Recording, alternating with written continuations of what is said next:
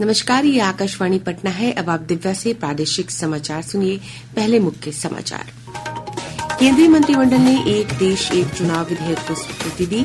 विधेयक पर 4 विधानसभाओं के अध्यक्षों से लिया जाएगा परामर्श।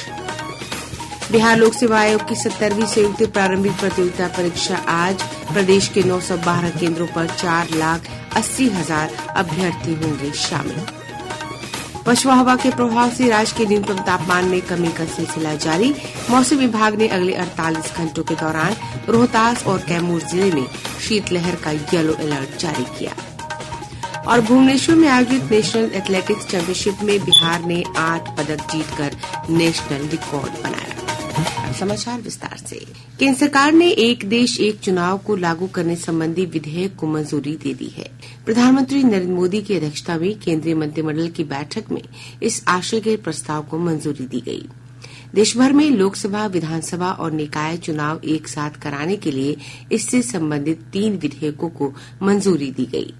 सरकार संयुक्त संसदीय समिति के माध्यम से इस विधेयक पर 4 विधानसभाओं के अध्यक्षों से भी परामर्श लेगी।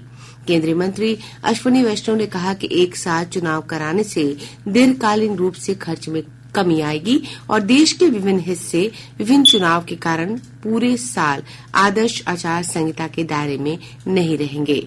इधर केंद्रीय मंत्री चिराग पासवान ने कहा, वन नेशन वन इलेक्शन देश के लिए बहुत जरूरी है।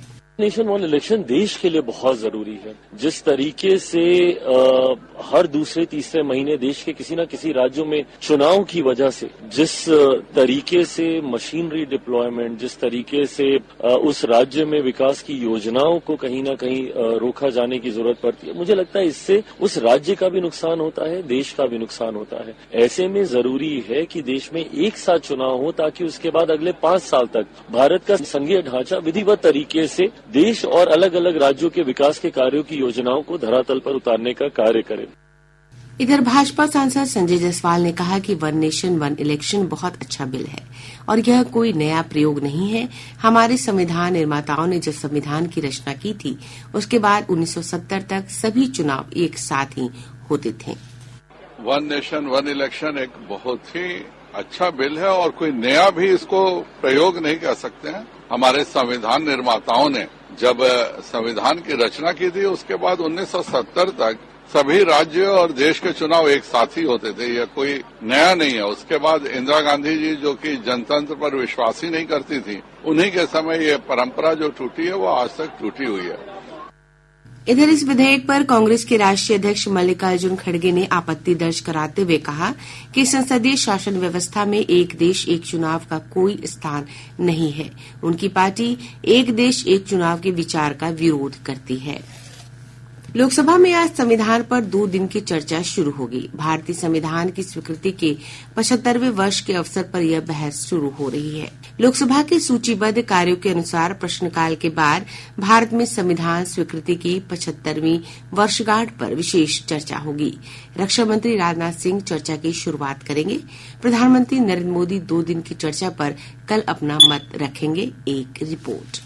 राज्यसभा में संविधान पर चर्चा 16 और 17 दिसंबर को होगी। आशा है कि प्रधानमंत्री नरेंद्र मोदी 17 दिसंबर को ही इसका उत्तर देंगे। संविधान पर चर्चा संसद के शीतकालीन सत्र में विपक्ष की मुख्य मांग रही है। भारतीय संविधान सभा ने 26 नवंबर 1949 को संविधान को स्वीकृति दी थी और 26 जनवरी 1950 से इसे लागू किया गया। वर्ष 2015 में मोदी सरकार ने भारतीय संविधान को स्वीकृति के सम्मान में 26 नवंबर को संविधान दिवस के रूप में घोषित किया। समाचार कक्ष से वैष्णवी। लोकसभा ने आपदा प्रबंधन संशोधन विधेयक 2024 पारित कर दिया है। विधेयक में आपदा प्रबंधन अधिनियम 2005 में संशोधन का प्रावधान है। इसका उद्देश्य राष्ट्रीय आपदा प्रबंधन प्राधिकरण और राज्य आपदा प्रबंधन प्राधिकरण को कुशल बनाना है। विधेयक में राज्य सरकारों को राज्य आपदा मोचन बल गठित करने का अधिकार दिया गया है। विधेयक पर बहस का जवाब देते हुए गृह राज्य मंत्री नित्यानंद राय ने कहा, यह विधेयक यह सुनिश्चित करेगा कि उपशमन और तैयारी संबंधी कारगर उपाय सुनिश्चित किए जाएं। इस संशोधन विधेयक के कुछ महत्वपूर्ण पहलुओं पर मैं जरूर माननीय सदन को बताना चाहूंगा कि यह संशोधन विधेयक केंद्र, राज्य और जिला स्तरों पर आपदा प्रबंधन संस्थानों को उनकी भूमिकाओं में स्पष्टता और एकरूपता लाकर मजबूत करने का है।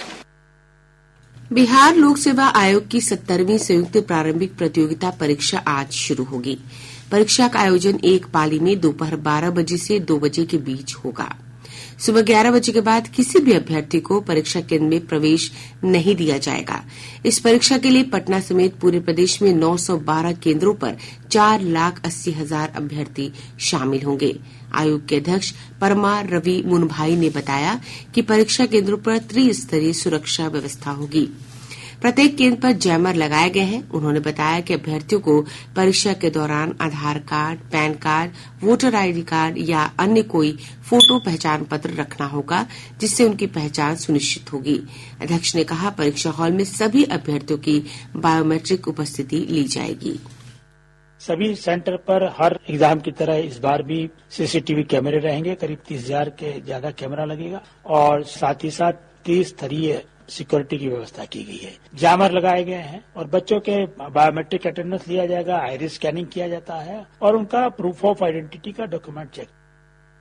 इधर आर्थिक अपराध इकाई संयुक्त प्रारंभिक प्रतियोगिता परीक्षा सोशल मीडिया प्लेटफॉर्म की विशेष निगरानी कर रही है। किसी भी प्रकार की सूचना देने के लिए व्हाट्सएप नंबर 8544428404 जारी किया गया है। कई जिलों में परीक्षा अवधि में फोटोकॉपी की दुकानें बंद की गई हैं। प्रयागराज में 13 जनवरी से शुरू हो रहे महाकुंभ को लेकर उत्तर प्रदेश सरकार ने राज्यपाल राजेंद्र विश्वनाथ आर्लेकर और मुख्यमंत्री नीतीश कुमार समेत प्रदेश के विभिन्न राजनीतिक दलों के नेताओं को आमंत्रित किया है। कल पटना में उत्तर प्रदेश सरकार की ओर से रोड शो का आयोजन किया गया। इसमें उत्तर प्रदेश के मंत्री दयाशंकर सिंह और राकेश सचान शामिल हुए। इस अवसर पर श्री सचान ने बिहारवासियों को महाकुंभ में आने के लिए आमंत्रित किया। उन्होंने कहा कि महाकुंभ को लेकर सभी तैयारियां पूरी कर ली गई हैं। महाकुंभ दिव्य भव्य डिजिटल महाकुंभ 25 प्रयागराज में आमंत्रण के लिए हम लोग बिहार आए हुए हैं। महाकुंभ भारत की संस्कृति, आध्यात्मिक चेतना, एक भारत श्रेष्ठ भारत, समावेशी भारत, दिव्य भारत, जीवांत की झांकी है। इधर आज प्रधानमंत्री नरेंद्र मोदी प्रयागराज में महाकुंभ के दर्शकों के लिए तैयार किए गए सहायक चैट बोर्ड का शुभारंभ करेंगे। इससे मेले का आयोजन अधिक व्यवस्थित और सुगम्य बन सकेगा। यह मेला 26 फरवरी तक चलेगा। पटना सहित पूरे प्रदेश के सभी अनुमंडलीय न्यायालयों में कल राष्ट्रीय लोक अदालत का आयोजन किया जाएगा। लोक अदालत में आपसी समझौते के आधार पर लघु आपराधिक मामले, बैंक ऋण, बिजली विवाद, वाहन दुर्घटना जैसे मामलों का निपटारा किया जाएगा। प्रादेशिक समाचार आप आकाशवाणी पटना से सुन रहे हैं। ताजा समाचारों के लिए आप हमारे एक्स हैंडल AIR_News_ पर जा सकते हैं। प्रदेश में सर्द पछुआ हवा के कारण ठंड में बढ़ोतरी हो रही है। हिमालयी क्षेत्रों में बर्फबारी होने से राज्य में कुछ स्थानों पर शीतलहर की स्थिति भी उत्पन्न हो गई है। मौसम विज्ञान केंद्र पटना के वैज्ञानिक ने बताया कि आने वाले दिनों में तापमान में और गिरावट आने की संभावना है। वहीं कैमूर और रोहतास जिले में अगले 2 दिन तक शीतलहर की स्थिति बनी रहेगी। उत्तर भारत के पहाड़ों पर हुई बर्फबारी का असर सर्द हवाओं के साथ बिहार पर पहुंचने लगा है। मौसम शुष्क रहेगा। दिसंबर के पहले पखवाड़ा बीतते बीतते बिहार के कई जिलों में, कई शहरों और कई गांवों में तापमान गिरेगा। रोहतास और कैमूर के 1-2 स्थानों पर शीतलहर की संभावना हो सकती है। इसके साथ साथ तराई वाले भागों में घना कोहरा की भी संभावना है। इधर पिछले 24 घंटों के दौरान 5.6 डिग्री सेल्सियस न्यूनतम तापमान के साथ रोहतास जिले का डेहरी राज्य का सबसे ठंडा स्थान रहा। राजधानी पटना का न्यूनतम तापमान 11.4 डिग्री सेल्सियस रिकॉर्ड किया गया। राष्ट्रीय जांच एजेंसी NIA की टीम ने कल सीतामढ़ी जिले के बाजपट्टी थाना क्षेत्र के बाजपट्टी गोथ गांव में छापेमारी की है। NIA की टीम ने राष्ट्र विरोधी गतिविधियों में शामिल होने के मामले के संदेह में लियाकत अंसारी और उसके पुत्र अब्दुल अलीम को हिरासत में लेकर पूछताछ की है। टीम ने बिहार समेत 5 राज्यों में एक साथ छापेमारी की थी। सर्वोच्च न्यायालय ने कहा है कि देश में पूजा स्थल अधिनियम के अंतर्गत अब कोई नया मुकदमा दर्ज नहीं किया जाएगा। न्यायालय ने लंबित मामलों में शीर्ष अदालत के अगले आदेश तक कोई अंतिम या प्रभावी आदेश पारित नहीं करने का भी आदेश दिया है। एक रिपोर्ट। भारत के मुख्य न्यायाधीश न्यायमूर्ति संजीव खन्ना की अध्यक्षता में विशेष पीठ ने केंद्र सरकार से 1991 अधिनियम की वैधता को चुनौती देने वाली याचिकाओं पर 4 सप्ताह के भीतर अपना उत्तर देने को कहा है। इन याचिकाओं में पूजा स्थल को पुनः प्राप्त करने या उसमें बदलाव की मांग करने के लिए मुकदमा दायर करने पर रोक लगाने की मांग की गई है। पीठ ने केंद्र याचिकाकर्ताओं और अधिनियम का समर्थन करने वाले पक्षों की दलीलों का संकलन करने के लिए अधिवक्ता कनु अग्रवाल, विष्णु शंकर जैन और एजाज मकबूल को नोडल अधिवक्ता नियुक्त किया है। समाचार कक्ष से मैं मुकेश कुमार। राज्य निर्वाचन प्राधिकार ने कहा है कि प्रदेश में जनवरी से अगले शेष सभी पैक्स में चुनाव करा लिए जाएंगे। प्राधिकार के अनुसार इसके तहत मतदाता सूची में गड़बड़ी के कारण रद्द हुए 103 और नगर निकाय के 200 पैक्स का चुनाव कराया जाएगा। प्राधिकार के सचिव पुरुषोत्तम पासवान ने बताया कि शेष पैक्स के चुनाव में अब पैक्स गोदाम में बूथ नहीं बनाए जाएंगे।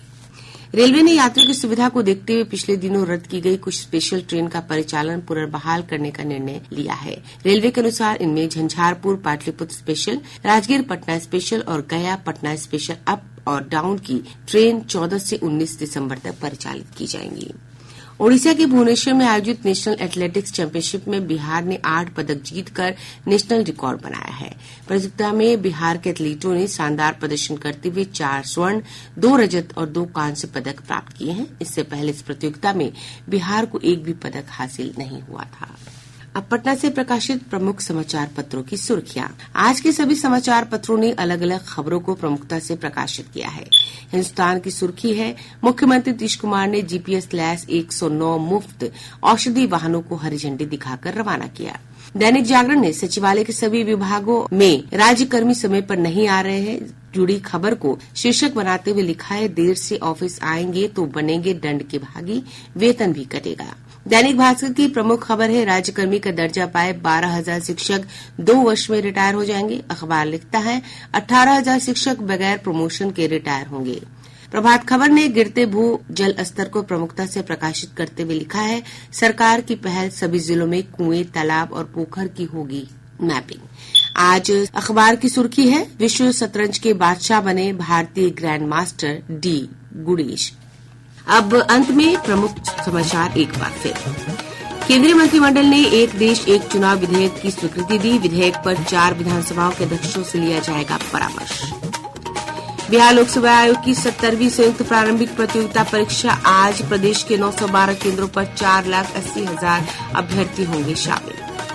पछुआ हवा के प्रभाव से राज्य के न्यूनतम तापमान में कमी का सिलसिला जारी। मौसम विभाग ने अगले 48 घंटों के दौरान रोहतास और कैमूर जिले में शीतलहर का येलो अलर्ट जारी किया। और भुवनेश्वर में आयोजित नेशनल एथलेटिक्स चैंपियनशिप में बिहार ने 8 पदक जीतकर नेशनल रिकॉर्ड बनाया। इसके साथ ही आकाशवाणी पटना से प्रसारित प्रादेशिक समाचार का ये अंक समाप्त हुआ।